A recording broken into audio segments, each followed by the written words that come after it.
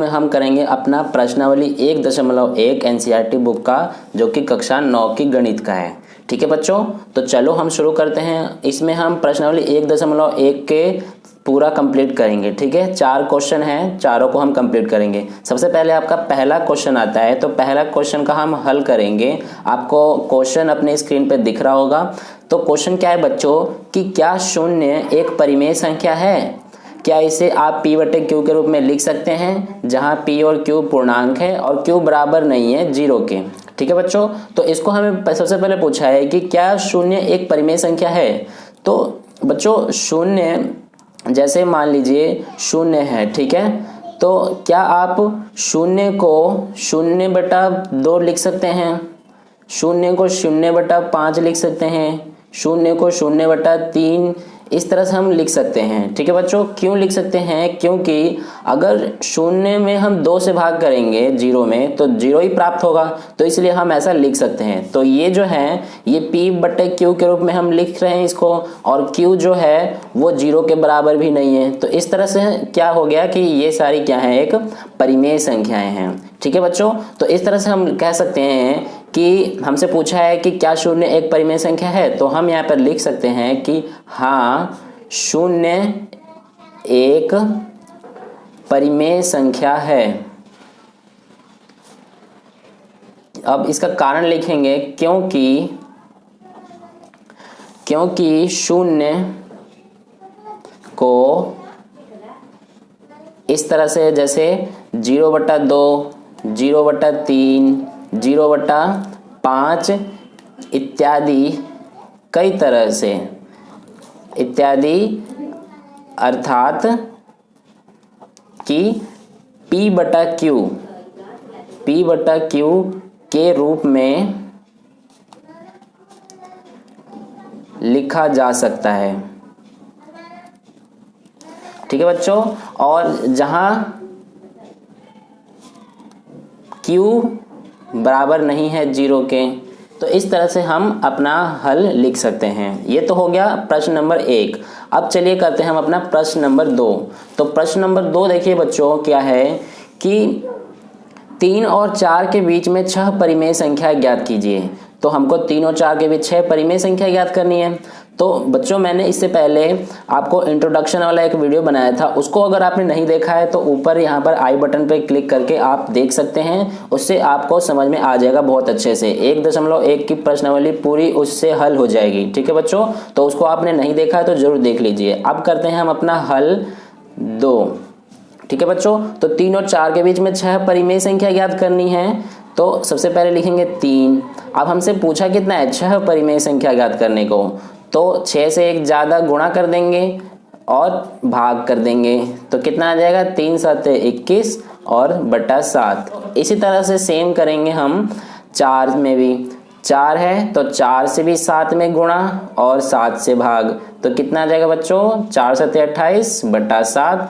तो इस तरह से 21/7 और 28/7 के बीच हम 6 परिमेय संख्या ज्ञात कर सकते हैं। तो देखिए कौन कौन सी हो जाएंगी, 22/7, 23/7, 24/7, 25/7, 26/7 और इस तरह से एक 27/7। इस तरह से 6 परिमेय संख्या हो गई। तो ये हमने कर लिया। अब करते हैं अपना प्रश्न संख्या 3। ठीक है बच्चों, यहाँ तक आपको समझ में आ गया होगा। अगर आ गया तो लाइक ज़रूर कीजिए, और अगर आप चैनल पर नए हैं तो लाल कलर का बटन ज़रूर दबाइए। अब करेंगे हम अपना तीसरा प्रश्न। तो देखिए बच्चों, तीसरा प्रश्न क्या है कि 3/5 और 4/5 के बीच 5 परिमेय संख्या ज्ञात कीजिए। तो हमको 5 परिमेय संख्या ज्ञात करनी है। तो ये भी दूसरा प्रश्न की तरह है, जैसे कि 3/5 है, तो हमें 3/5 में कितनी परिमेय संख्या पूछी है हमसे, 5। तो हम उसे एक ज़्यादा यानी कि 6 से गुणा और 6 से भाग कर देंगे। तो 3 छक हो जाएगा 18 और 5 छक 30। ठीक है बच्चों, इसी तरह से 4/5 में भी हम ऐसे ही करेंगे, 6 से गुणा और 6 से भाग। तो कितना आ जाएगा बच्चों, 6 चौक 24 और 6 पंजे 30। अब 18/30 और 24/30 के बीच हम 5 परिमेय संख्या ज्ञात कर सकते हैं। देखिए कौन कौन सी हो जाएंगी, 19/30, 20/30, 21/30, 22/30, 23/30, इस तरह से 5 परिमेय संख्या हो जाएंगी। ठीक है बच्चों, तो अब करते हैं हम अपना प्रश्न संख्या 4। प्रश्न संख्या 4 में देखो बच्चों क्या है, इसमें हमसे पूछा गया है कि नीचे दिए गए कथन सत्य है या असत्य है, कारण के साथ अपने उत्तर की पुष्टि कीजिए। तो हमसे इसमें सत्य और असत्य पूछा गया है बच्चों। ठीक है, तो चलो इसको हम करते हैं। सबसे पहले इसमें पहला करते हैं। तो पहला इसमें क्या है कि प्रत्येक प्राकृत संख्या एक पूर्ण संख्या होती है। ये भी प्रश्न जो है बच्चों, ये भी आपका बहुत आसान है, बस आपको इंट्रोडक्शन वाला वीडियो देखना है। अगर उसको आपने नहीं देखा तो इससे चौथा प्रश्न आपके लिए बहुत ज़्यादा आसान हो जाएगा। तो देखो बच्चों, प्रत्येक प्राकृत संख्या एक पूर्ण संख्या होती है। क्या ये सत्य है या असत्य है? तो हम यहाँ पे लिखेंगे कि सत्य है। ठीक है बच्चों, अब इसमें क्यों सत्य है? क्योंकि जितनी भी प्राकृत संख्या होती हैं, प्राकृत संख्या कहाँ से स्टार्ट होती है? 1 से। तो जितनी भी 1 से प्राकृत संख्या होती हैं वो सभी पूर्ण संख्याएं भी होती हैं। ठीक है, तो इसलिए यह सत्य है। अब क्यों सत्य है? कारण लिखेंगे, क्योंकि सभी प्राकृत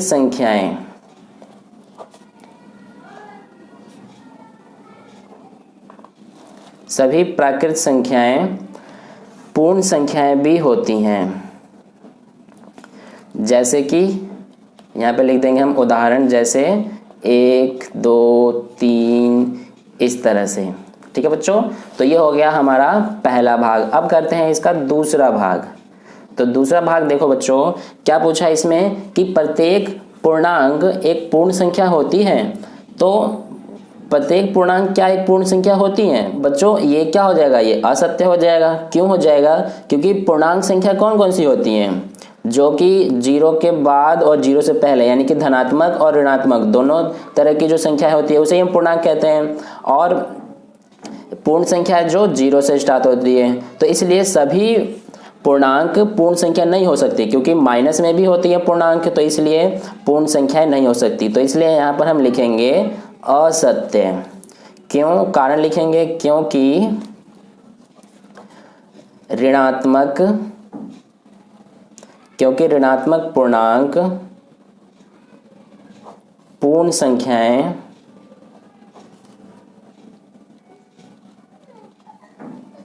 नहीं होती हैं।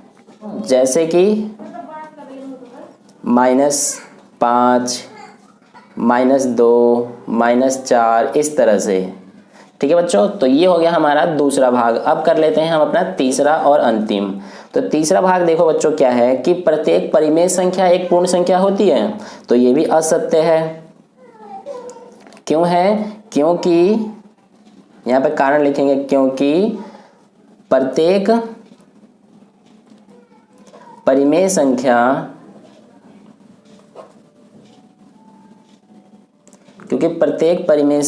एक पूर्ण संख्या नहीं होती हैं। ठीक है बच्चों, जैसे कि उदाहरण लिख लेंगे, जैसे 3/2, 5/4, इस तरह से सभी परिमेय संख्या पूर्ण संख्या नहीं होती हैं। जैसे कि 3/2, 5/4 है, तो क्या ये पूर्ण संख्या है? नहीं है। तो इसलिए यह असत्य है। तो कैसा लगा मेरा वीडियो बच्चों, आपको कमेंट करके ज़रूर बताइए। और अगर आपको अच्छा लगा तो लाइक का बटन ज़रूर दबाइएगा। और अगर आप चैनल पर नए हैं तो लाल कलर का बटन दबा के नोटिफिकेशन बेल आइकन प्रेस कर लीजिएगा। ठीक है बच्चों,